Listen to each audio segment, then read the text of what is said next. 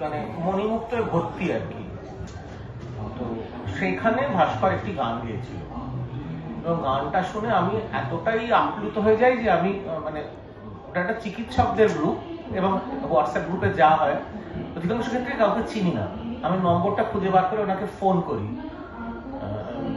এবং মানে ভূয়সী প্রশংসা করি গানটা। গ্রুপটার নাম বঙ্কুবাবুর বন্ধু। ওই আর্য তীর্থ তার প্রথম লেখার ফসলগুলো সব ওই গ্রুপেই প্রথমে আসে, তারপরে বাইরে যায়, আপনারা পড়েন। তো ভাস্করের নিশ্চয় মনে আছে ঘটনা। এবং তখন এই যে গলার কথা, কণ্ঠস্বরের কথা বলল, সেই কণ্ঠস্বরটা আমি সেই গানেই প্রথম শুনি। তারপরে ভাস্করের সঙ্গে একবার একটা অন্য ফোন আলাপ হয়, সেটা এখানে আলোচনার বিষয় নয়, কিন্তু আমার এইটুকুই যোগাযোগ।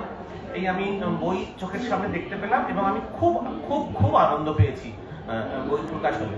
বই প্রকাশ হলে ভাস্করের কি এটা প্রথম বই?